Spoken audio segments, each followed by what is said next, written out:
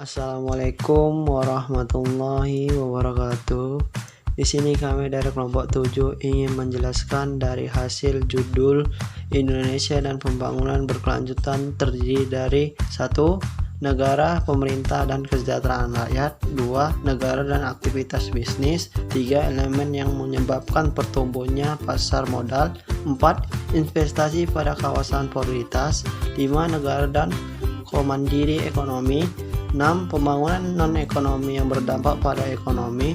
7. Membangun sikap entrepreneur pada rakyat Indonesia. Di sini saya akan menjelaskan yaitu A. Negara, pemerintahan, dan kesejahteraan rakyat. Negara adalah organisasi kekuasaan yang berkedaulatan dengan tata pemerintah dan melaksanakan tata tertib atas orang di daerah tertentu. Negara juga merupakan suatu wilayah yang memiliki suatu sistem atau aturan yang berlaku bagi semua individu di wilayah tersebut dan terdiri dari secara independen. Pemerintah adalah organisasi yang memiliki kewenangan untuk membuat dan menerapkan hukum secara undang-undang secara wilayah tertentu. Kesejahteraan rakyat adalah salah satu tujuan utama pendirian negara Republik Indonesia. Kesejahteraan merupakan keadaan sentosa dan makmur yang diartikan sebagai keadaan yang berkecukupan atau tidak kekurangan, yang tidak saja memiliki dimensi fisik ataupun materi, tetapi juga dimensi rohani. Terima kasih. Selanjutnya B. Negara dan aktivitas bisnis. Negara adalah perekonomian suatu negara sangat ditentukan melalui beberapa instansi aktivitas ekonomi negara tersebut. Dalam meningkatkan kualitas sektor di bisnis merupakan salah satu faktor penentu kemajuan ekonomi suatu negara. Aktivitas bisnis merupakan fenomena yang sangat kompleks karena mencakupi berbagai bidang baik hukum, ekonomi, dan politik. Dalam kehidupan masyarakat seringkali dapat dilihat bahwa aktivitas manusia dalam dunia bisnis secara tidak langsung merupakan suatu usaha untuk meningkatkan perekonomian negara. Nah, menceritakan tentang bisnis. Bisnis itu dibentuk untuk mendapatkan profit dan meningkatkan kemakmuran para pemiliknya. Namun, tidak semua bisnis yang mengejar keuntungan. Contohnya, bisnis kooperatif yang bertujuan hanya meningkatkan kesejahteraan semua anggotanya dengan meningkatkan kesejahteraan rakyat. Nah, model seperti inilah kontras dengan sistem sosialistik, di mana bisnis besar dimiliki oleh pemerintah, masyarakat umum, atau serikat pekerjaan. 3. Elemen yang menyebabkan tumbuhnya pasar modal. Pasar modal di suatu negara dapat dijadikan sebagai salah satu ukuran untuk melihat majunya dinamika bisnis yang terjadi di negara tersebut. Universitas Sumatera Utara 12 pemerintah memiliki peran sentral dalam membentuk dan mendorong suatu pasar modal yang terjadi pengharapan bagi pihak. Adanya elemen yang menciptakan tumbuhnya pasar modal. Yang pertama, adanya kesadaran masyarakat mengenai manfaat dan peluang yang dapat di pasar modal serta manfaat lain. Yang kedua, perkembangan pasar modal seperti majunya teknologi informasi yang mendorong tumbuhnya sistem perdagangan elektronik, clearing, dan lain-lain. 3. Perkembangan peraturan perundang guna menciptakan kepercayaan masyarakat. Perlindungan pemodal dan kemandiriannya, pasar modal dapat dijadikan sebagai alternatif sumber pembiayaan yang tidak kalah menarik bagi dunia usaha dibandingkan dengan perbankan atau lembaga keuangan lainnya. Dikarenakan pasar modal memberikan pembiayaan dalam jumlah yang besar dibandingkan dengan lembaga lain-lainnya. Sumber pembiayaan yang diperoleh melalui pasar modal umumnya menciptakan ratusan miliar, bahkan triliun rupiah. Hal ini menjadikan pasar modal sebagai pilihan yang tepat bagi proyek-proyek investasi perusahaan. Pasar modal pada dasarnya bertujuan untuk menjembati aliran dana dari pihak yang memiliki dana investor dengan pihak yang memiliki dana investor. Keempat, investasi kawasan prioritas. Yang pertama, rencana investasi disusun berdasarkan dokumen RTPLP yang memperhitungkan kebutuhan nyata dalam proses pengendalian investasi dan pembiayaan dalam penataan kawasan.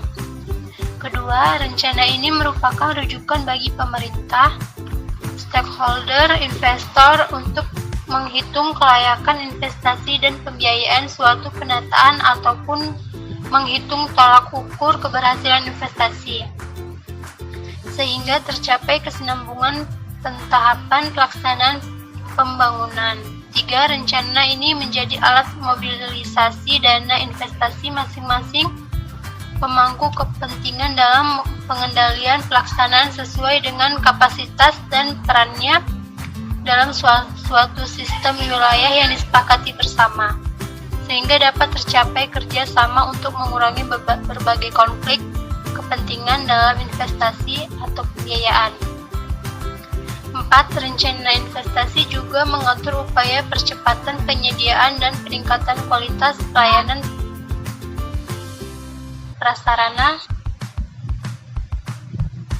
sarana dari suatu kawasan.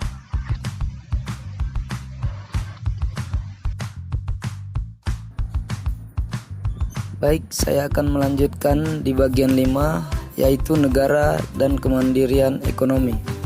Negara adalah organisasi kekuasaan yang berdaulat dengan tata pemerintahan yang melaksanakan tata tertib atas orang-orang di daerah tertentu. Negara juga merupakan suatu wilayah yang memiliki suatu sistem atau aturan yang berlaku bagi semua individu di wilayah tersebut dan berdiri secara independen. Syarat primer sebuah negara adalah memiliki rakyat dan memiliki wilayah. Kemandirian ekonomi. Kemandirian ekonomi yang terutama bersumber dari dalam negeri agar Indonesia mampu bertahan apabila terjadi goncangan lingkungan global. Indonesia memiliki modal yang menjanjikan, misalnya dari sisi jumlah penduduk, potensi ekonomi yang besar, geografi yang luas, dan kekayaan alamnya. Tugas tegas Menkeu. Untuk dapat mandiri secara ekonomi, menurut Menkeu, terdapat beberapa hal fundamental yang perlu diperbaiki secara berkelanjutan. Hal tersebut adalah peningkatan produktivitas dan daya saing, pendalaman jasa keuangan yang inklusif, serta reformasi struktural. Diharapkan perbaikan tersebut agar membawa Indonesia menjadi semakin mandiri dan tidak mudah tergoncang oleh perubahan global yang sekaligus menjadikan Indonesia sebagai salah satu negara yang mampu menjadi pemain utama dalam persaingan perdagangan global. Baiklah, saya akan melanjutkan menjelaskan pembahasan tentang pembangunan non-ekonomi yang berdampak pada ekonomi. Pembangunan non-ekonomi merupakan kegiatan ekonomi yang dilakukan secara bebas biaya dengan motif pelayanan seperti indikator pembangunan ekonomi. Kegiatan non-ekonomi dilakukan untuk mendapatkan kepuasan psikologis dan dilakukan karena cinta, kasih sayang, simpati, atau patriotisme, dan tidak dapat diukur dengan segi uang. Dan pengaruhnya terhadap proses ekonomi yaitu 1. Sumber daya alam. Sumber daya alam merupakan faktor penting dalam pembangunan ekonomi. Manusia menyediakan tenaga kerja untuk produksi, dan jika tenaga kerja di negara itu bagus, maka kapasitas berkontribusi akan tinggi. Yang kedua, pengetahuan teknis dan pendidikan umum. Pengetahuan teknis dan pendidikan umum memiliki kaitan langsung dengan laju dengan pembangunan. Yang ketiga, kebebasan politik, proses pembangunan dan keterbelakangan. Dan selanjutnya saya akan menjelaskan tentang membangun sikap entrepreneur pada rakyat Indonesia. Berikut adalah sikap-sikap yang akan dibutuhkan seseorang untuk menjadi seseorang entrepreneur. Yang pertama yaitu 1. Ulet dan tidak mudah putus asa. Seseorang wirausaha juga memiliki keuletan atau kegigihan dalam berusaha. Ia tidak akan berhenti dan puas begitu saja sebelum mencapai hasil yang diinginkannya. Yang kedua, berani mengambil resiko. Setiap usaha selalu mengandung risiko, mulai dari yang paling berat seperti bangkrut atau rugi maupun yang ringan seperti impas. Yang ketiga, memiliki rasa percaya diri yang tinggi. Rasa percaya diri menjadi sangat penting jika seseorang akan melangkah lebih jauh. Tanpa rasa percaya diri, seseorang akan ragu dan canggung dalam melangkah, dan hal ini dapat berakibat fatal bagi usahanya. Yang keempat, bersikap kreatif dan inovatif. Kreatif artinya kemampuan untuk berkarya dan berdaya cipta yang tinggi. Yang kelima, berorientasi ke depan. Yang dimaksudkan berorientasi ke depan adalah segala tindakan yang dilakukan sekarang selalu diarahkan untuk mencapai hasil yang tinggi di kemudian hari. Yang keenam, yaitu memiliki kemampuan memimpin. Seseorang wirausaha haruslah mampu menjadi pemimpin yang bertanggung jawab terhadap segala tugas, mampu melakukan pembagian tugas, mampu mengarahkan bawahan, mampu menjadi teladan bagi bawahannya.